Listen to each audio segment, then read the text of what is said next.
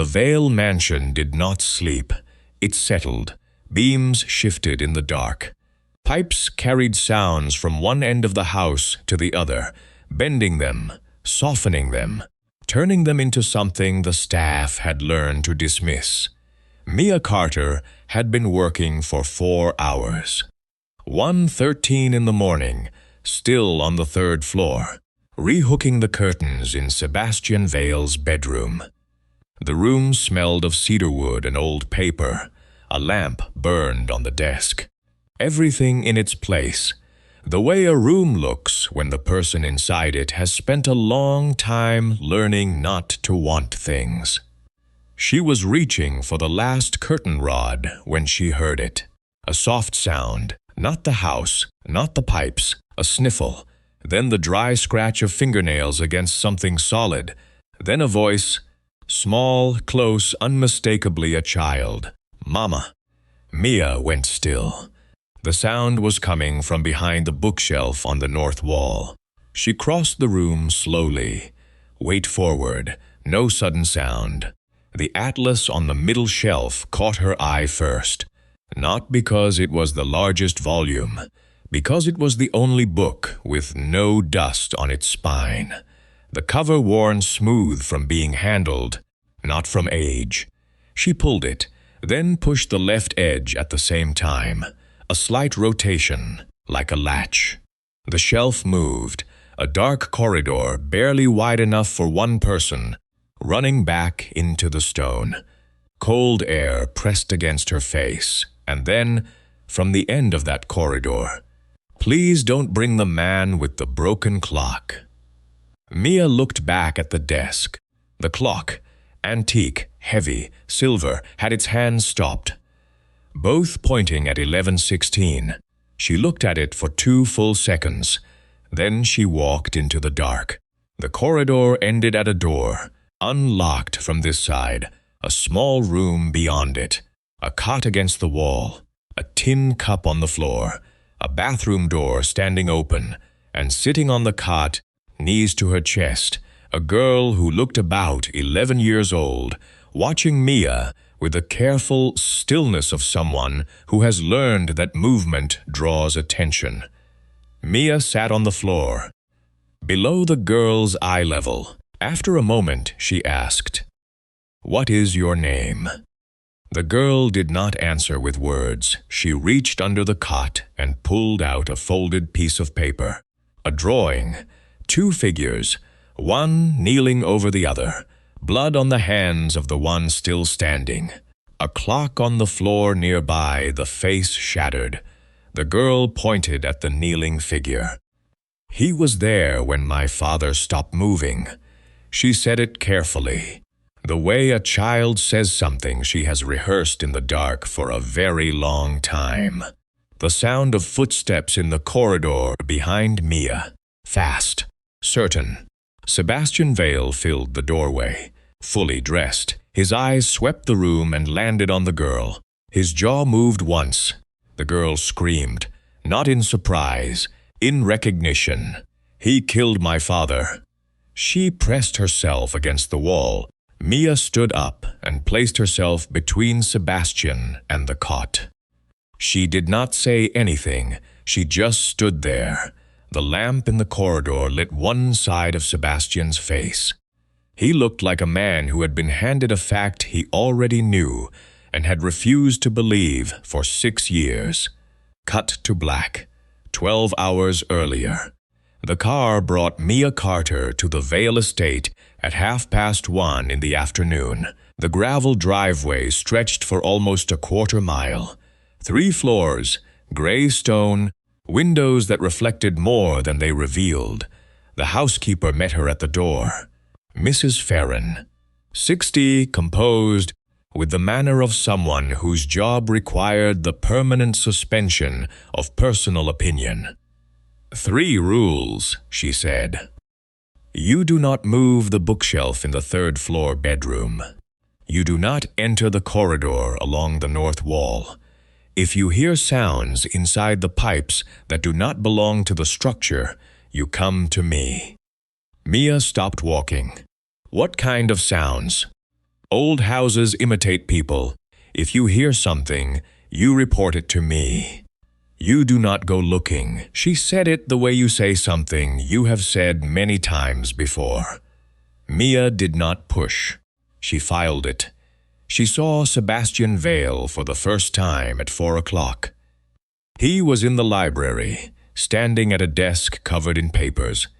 He did not look up when she entered to dust the shelves. After a few minutes, you look at rooms as though they are speaking. Mia paused. Rooms usually do. People just teach each other not to listen. He studied her briefly, completely, and without giving anything back. You start on the 3rd floor tonight. Leave the North Passage for Mrs. Farron. On her way out, she noticed the clock near the window, silver. Heavy, old. The hands stopped at 11:16. She reached toward it instinctively. "Leave it," Sebastian said. He had not looked up. She withdrew her hand and left the room. At dinner, a young staff member named Davis warned her about the sounds. If you hear crying at night, don't investigate. Mrs. Farron says it's the ductwork. Sounds like a kid sometimes. It's not. What happened to the last person who went looking? Davis shrugged. Transferred before the end of their first week. Mia looked at her plate. Children go quiet when no one answers, she said. It doesn't mean they're safe. After dinner, she went upstairs and started on the curtains. Back in the present, the girl's screaming had died to a low, sustained trembling. Sebastian was still in the doorway. Mia was still standing between them. "Move," Sebastian said. He said it quietly. That was what made it unmistakable. "Not until she stops shaking," Mia said. "She is my niece." The words came out flat and certain, then prove she has a reason to believe that. Sebastian went completely still. He looked at Mia, then at the girl flattened against the wall in the hidden center of his own house. He exhaled once. "What do you need?" he asked. He was asking Mia, not giving an order, asking. Mia turned to the girl and kept her voice low. "We're going to move you to a room with a window. A real window, with a latch you can open yourself. I'll stay with you. He will not come in unless you say he can. No one takes your drawings." The girl's eyes moved to Sebastian, then back to Mia. "The door doesn't lock from the outside." "No, not anymore." Sebastian had already stepped back into the corridor outside the doorframe. "All right," the girl said. Her name was Lily Vale. She looked about 11, though she moved like someone both older and younger. Older in her watchfulness, younger in the way she startled at sounds. She had been in that room since she was 5. 6 years. Edmund had not simply left her to survive. He had given her books, schoolwork, reading primers, and then harder texts as she grew.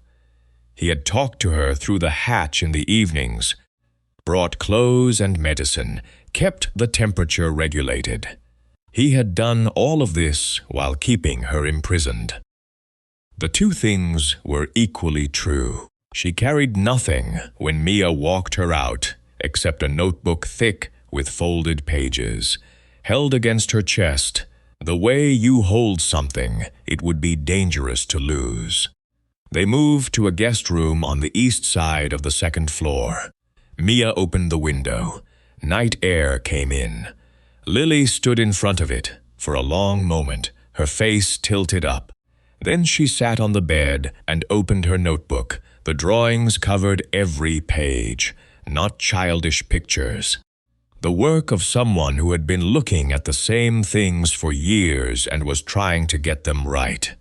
A clock with shattered hands, a woman in a red dress, a figure kneeling over another, blood on his hands, a door that opened only from the outside, something silver on a hand near a lock. Mia sat beside her and just let Lily turn the pages. After a while, Lily reached under her shirt and pulled out a bread roll. She set it under her pillow. Mia registered this without reacting. It was not the gesture of a child being playful. It was the gesture of a child who had learned that food could stop without warning and had made a habit of insurance. She had seen it once before, in another house, a situation that had cost Mia her position when she reported it. She had no intention of waiting this time. By 2 in the morning, Lily had fallen asleep sitting up. Mia shifted her flat, pulled a blanket over her, left the door slightly open. Enough to see out, not enough for footsteps to startle her. Sebastian was in the hallway, back against the wall, arms crossed, eyes down. "You could wait in your own room," Mia said quietly. "She is in the only room that matters tonight." Mia looked at him. Then she folded her jacket and slid it under the door gap at his feet. He looked at it. He looked at her. She had already gone back inside. In the morning, Lily would answer if Mia offered choices instead of questions. "Does the person who brought food wear something you could hear coming?" Lily thought. She drew a circle on the corner of her page. A ring. Silver. "He wanted to know where the room was," she said. "The one with the box inside. I don't always remember. Only sometimes. When I'm here. When they took me somewhere else, I couldn't find it in my head. He brought me back when I forgot." Sebastian had been just outside the door. Mia saw his shadow shift against the light under the gap. She stepped out. His jaw was tight. "Edmund Shaw," he said. It was not a question. He held up the drawing Lily had made the night before, the faceless figure near a door, silver ring on one hand. He was the housekeeper before Mrs. Farron. He had been with this family since before I ran it. 6 years ago, he said. I was told she was dead. They moved to his study. Sebastian stood at the window with his back to her and told her about Julian, his younger brother. The one who had married a woman the family did not know well enough. Her name was Evelyn. For 3 years, Julian believed in her. Then he found the transfers, schedules sent to accounts with no names, a witness list, people under veil protection forwarded to a server he did not own. Julian brought it to Sebastian. He was not angry in the way Sebastian expected. He was careful. He had a daughter. He wanted Lily out before he moved against Evelyn. I arranged the cover, Sebastian said. A false crash site. Julian brought Lily to me the night before. I gave her to Edmund with orders to move her before dawn. Edmund delayed, saying the roads were watched, and hid her in the north service room. He paused. Julian was attacked there the next night. Lily saw through the ventilation grill while I held the wound closed. Afterward, Edmund told me the transport had been ambushed and Lily had died. He gave me photographs, identification records, and a route I spent months tracing outward. Every lead had been built to take me away from this house. And you believed him. I accepted evidence from a man who had saved my life. I kept Julian's bedroom sealed for 3 years. By the time I used it again, Edmund had removed the passage from the plans and altered the latch. Mia was quiet for a moment. You never had the clock repaired, she said. Sebastian turned slightly. The clock stopped when Julian died in my arms. 11:16. If the hands move, time has continued to pass. And if time has passed, I have to account for every day I stopped looking for her. He said it himself. She hadn't needed to. Mia crossed the room. She picked up the clock and held it out. Let it move, she said. Because she is alive. He took it from her. He didn't set it down, he held it. That afternoon, Mia went through the service corridor files. 6 former staff members, all dismissed within weeks of being assigned to the North Corridor. A cleaning schedule that kept the North Wing almost untouched. Maintenance logs for the passage system, too frequent to be routine, too small to draw attention. A dumbwaiter on the 3rd floor, listed as decommissioned. Fresh oil marks on its runners. In a separate envelope, 3 photographs. One showed a woman at a cafe table in a city that was not this one. Dark hair, a familiar jaw, not dead. "Evelyn," Sebastian said.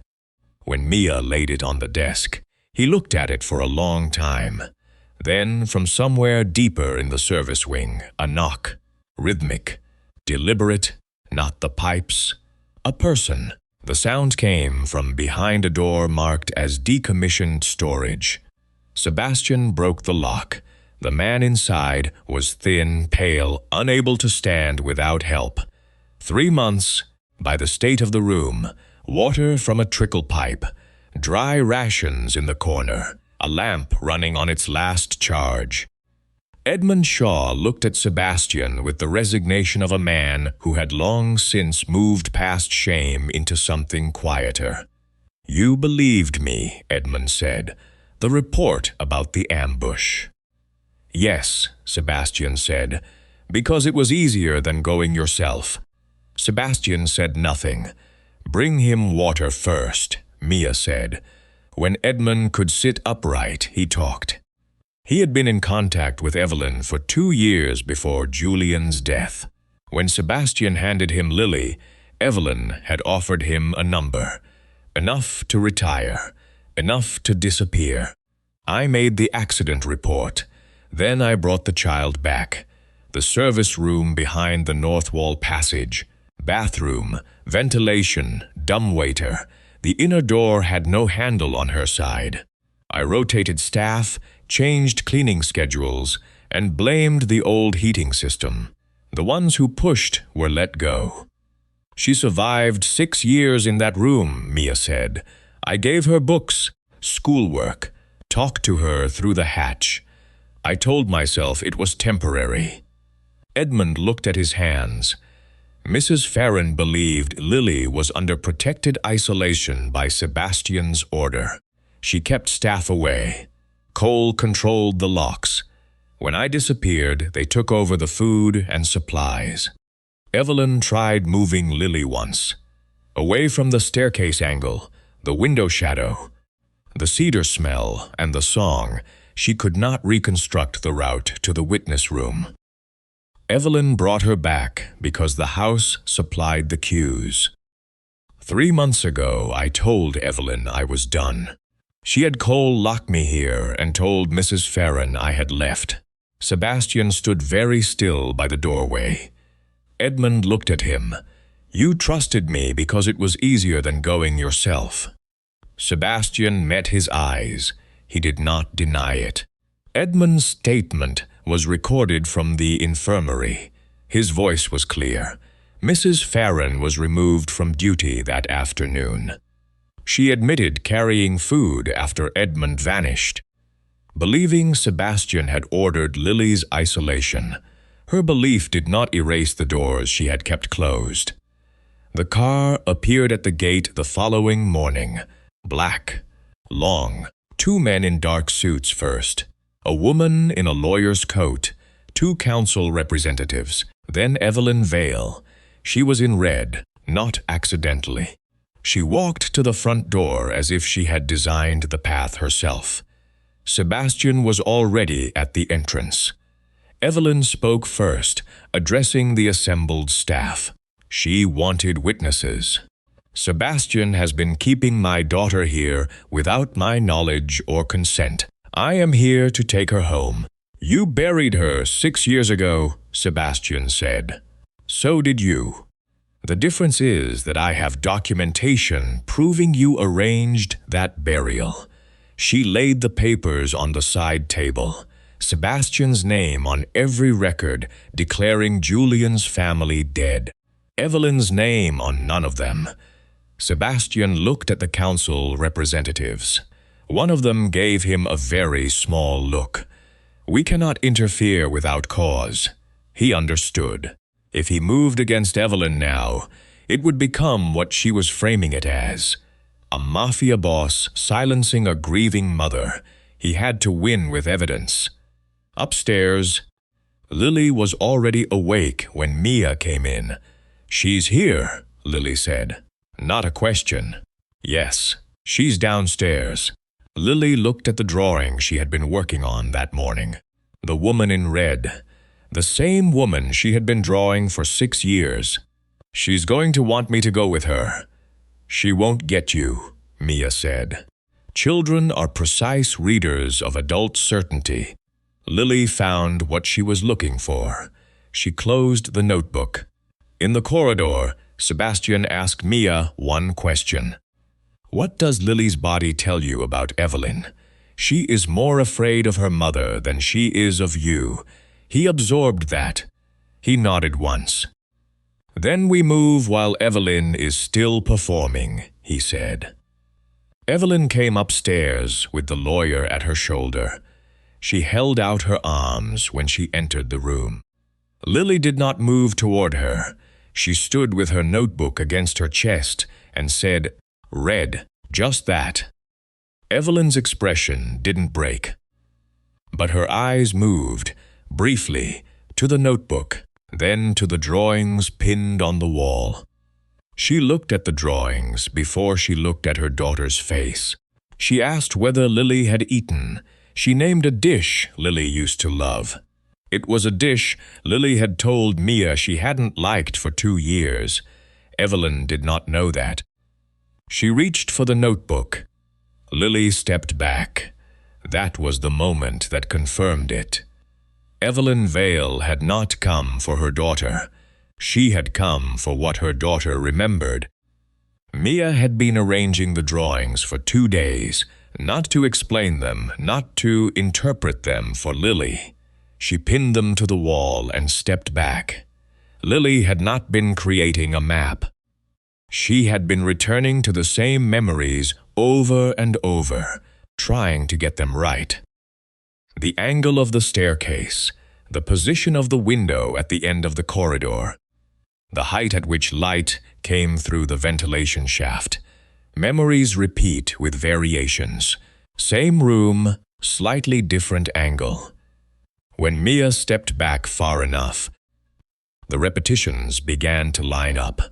The same window corner appeared from a dozen perspectives. The staircase changed length, depending on how far down Lily had been standing. The silver ring appeared always near a door, always at waist height, always in the moment before a lock was turned. The clock, every drawing that contained it also contained an architectural feature beside it.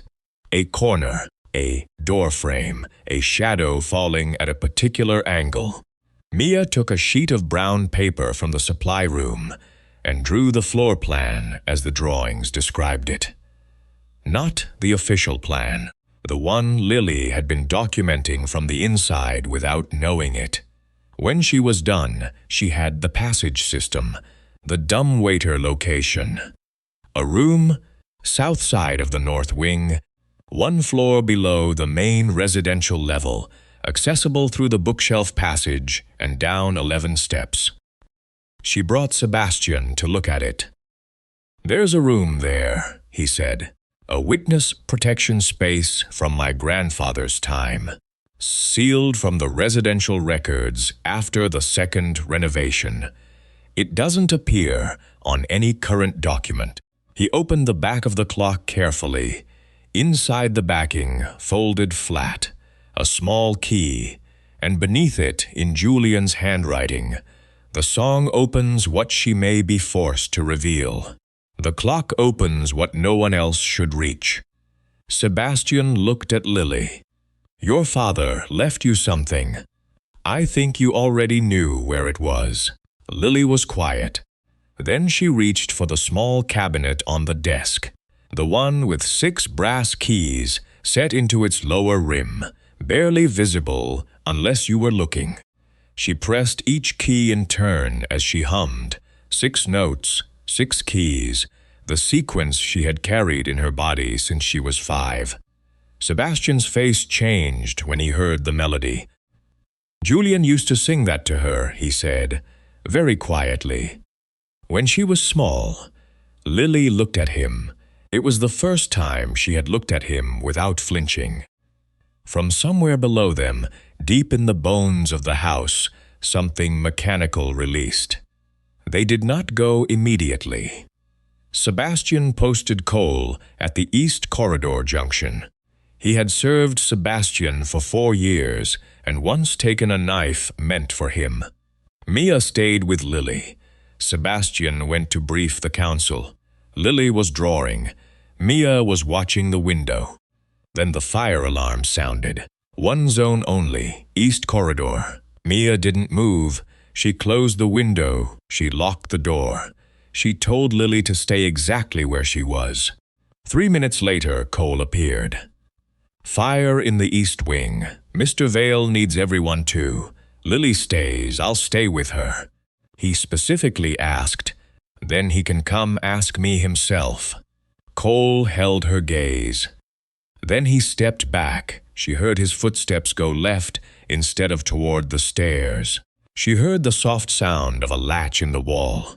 The service door, supposed to be sealed, swung open. She reached Lily in 3 steps. Cole was faster. He had a second man in the passage behind him. Lily was pulled through before Mia could close her arms around her. The door sealed. Solid stone. No handle. Mia ran. Main door. Corridor stairs. Calculating the passage route from Lily's drawings. She knew which wall. She knew which shelf. Sebastian found her at the bookshelf in the library. "Cole," she said. He closed his eyes for 1 second. The fire was a distraction. I know. If you go through there angry, she'll see the man from the drawings. Sebastian stopped moving. His hands were very still at his sides. "Then tell me how to go through correctly," he said. Mia pulled the latch, with me. Before they went down, Sebastian held out a key. "The East Garden Gate. If this goes wrong, take Lily through. There's a vehicle outside the secondary wall. No, you come back, and you let her decide what comes next." He put the key in her hand anyway. "The witness room has a mechanical call cord. Pull twice. It rings in the old security room, and my people will enter through the south passage." Mia closed her fingers around the key. They went down the stairs together. 11 steps. The witness room was not large. Rough stone walls. 1 overhead light. An iron cabinet bolted to the floor in the far corner. Lily was standing beside it. Evelyn behind her, 1 hand on her shoulder. Cole at the door, a second man against the far wall. Evelyn was not surprised when Sebastian entered. She had simply expected to be further along before they arrived.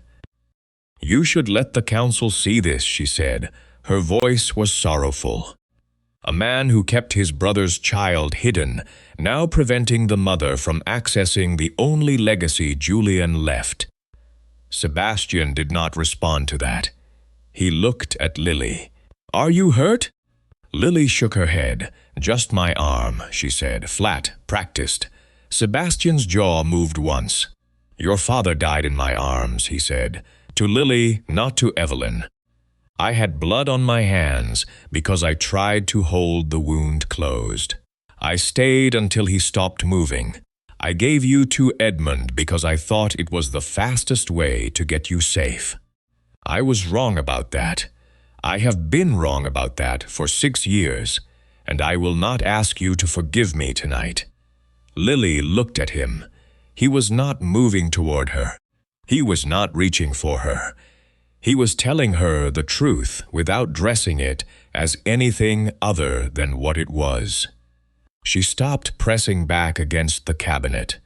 She didn't move toward him. but she stopped pulling away. Evelyn's hand tightened on her shoulder. "Lily, you remember the song?"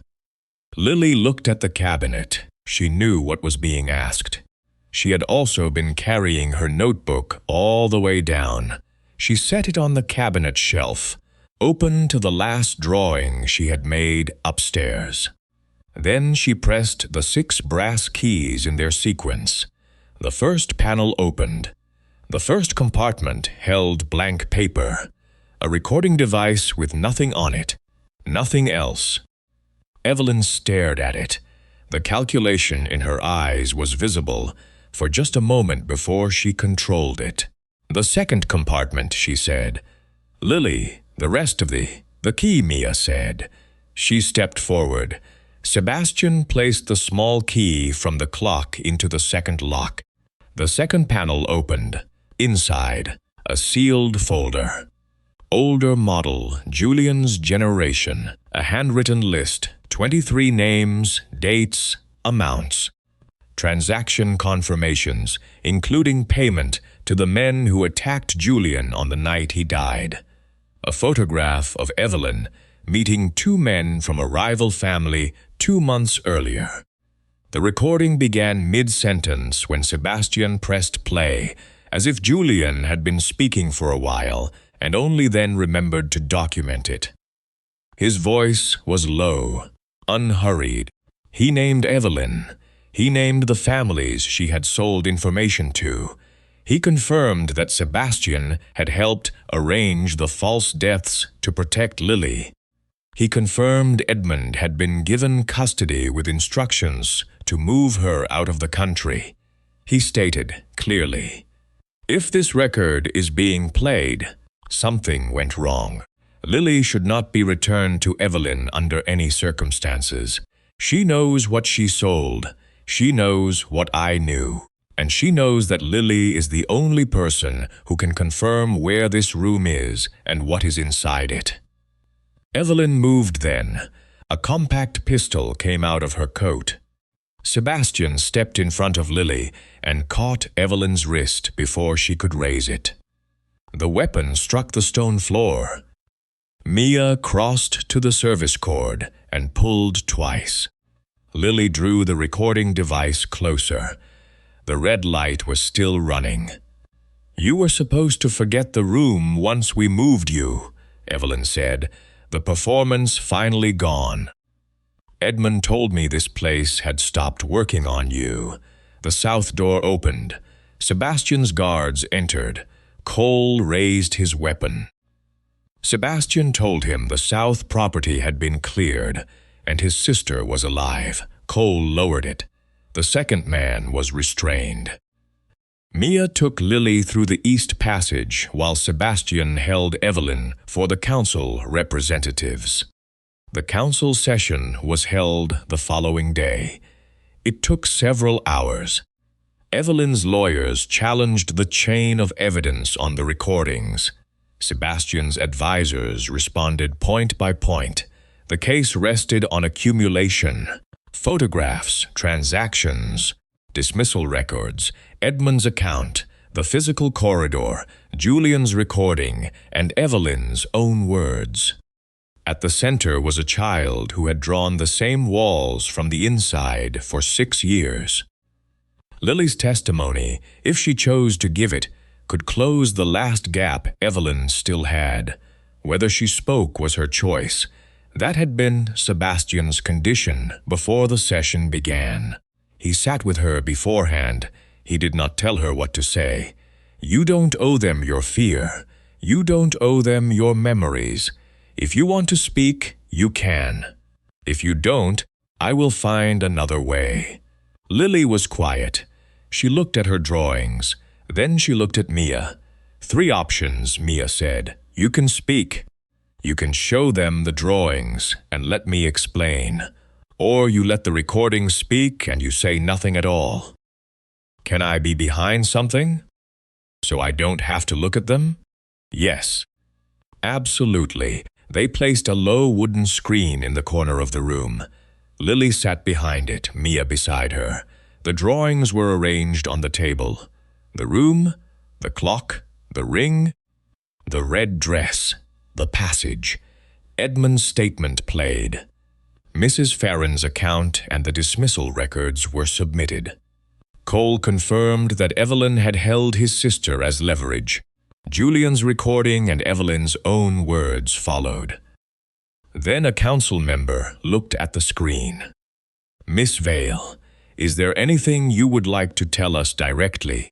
Lily's voice from behind the screen was small and completely steady. My mother knew where I was. 6 words connected Lily's memory to every record and recording. No version of Evelyn's story survived them together. The room went quiet in the way that rooms do when something has just been decided. The council issued provisional findings by early evening. Evelyn Vale had betrayed the family, arranged Julian's attack, and participated in Lily's detention. Edmund Shaw would face a separate proceeding. Cole was held for review, with the coercion against his sister entered into the record. Mrs. Farron was dismissed and referred for external investigation. The criminal charges, Julian's murder, the false death records, the kidnapping, were referred to external authorities. These were not things the council could process alone. These were things that belonged in a courtroom. Sebastian did not execute Evelyn. Lily did not see violence. Those had been Mia's conditions. He had agreed without being asked twice. That evening, Sebastian sat in the corridor outside Lily's room, the same place he had sat the first night. The door was slightly open. Through the gap, Lily was drawing from the window. The east garden. Real things. After a while, her voice came through the gap. "Did my father trust you?" Sebastian was quiet for a moment. He did. Should he have? A long pause. Not with everything. He trusted me with the arrangements, the cover. He should not have trusted me with the rest. That was mine to do. I gave it to someone else. Lily appeared at the door. She looked at him on the floor, the most powerful man in the Vale network, back against the wall, jacket folded under him because there was nothing else to sit on. She held out a drawing. He took it. 3 figures, a woman, a girl, a man, standing together in a space that had walls but no locks. The clock in the drawing had hands. Both hands were moving. None of the 3 were touching, but they were all facing the same direction. Sebastian looked at it for a long time. Lily went back inside. She did not close the door. 3 weeks later, Mia went to Sebastian's study. "I want Lily seen by an independent specialist. No connection to this estate or this family. Child trauma, long-term monitoring. She chooses whether she goes in alone or with someone she trusts." "I already made the call," Sebastian said. "Appointment next week, external facility." Mia nodded. Outside, in the east garden, Lily was sitting on the stone bench with a new sketchbook. Spiral-bound, heavy paper. She had asked for it herself. "I'd like to stay," Mia said. She turned around. "Not for her. Not only for her. I want to be clear about that." Sebastian set down his pen. "I know. I want you to stay. That's not the same as my wanting to. Tell me why you're asking." He was quiet for a moment. "She needs people who don't leave when the house becomes difficult." "So do I." Mia looked at him. She had spent her career in houses that asked her to be invisible, to hear the sounds and not answer them. She was not willing to do that again. "If I stay, I oversee Lily's transition with the independent specialist. She has a voice in her treatment, schooling, visitors, and where she lives. No rank overrides that. I bring in outside help when I decide it is necessary." Sebastian listened without interrupting. "And you ask before deciding where I belong." He looked at her for a long time. Agreed, all of it. She had heard agreements from powerful men before. Most dissolved when they became inconvenient. Sebastian had finally let the clock move. She crossed the room. She kissed him once, straightforward, no performance, and stepped back and looked at him. He looked back. "You're not asking for another maid," she said. "No. I'm asking for the woman who stood between me and the person I was trying to protect, and was right to." Outside in the garden, Lily turned a page. She began a new drawing. The passage was opened completely in the weeks that followed. The hidden room was cleaned and rebuilt as Lily's drawing studio. Her bedroom remained in the east wing, with its real window and open view of the garden. Sebastian installed a proper door with a latch that worked only from the inside. Lily could enter the studio or leave it whenever she chose.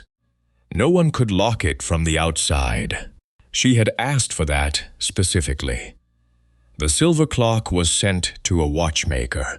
When it came back, the hands moved. The first morning it ran. Mia watched the hour hand pass 11 and keep going. 11:16 came and went. The clock did not stop. She didn't say anything about it, neither did he. Some things don't need to be marked. They just need to be allowed to pass. One afternoon near the end of the month, Mia asked Lily what she was drawing. Lily turned the sketchbook around. A house, stone walls, 3 floors, east garden at the edge. Inside the walls, no hidden corridors, no locked doors.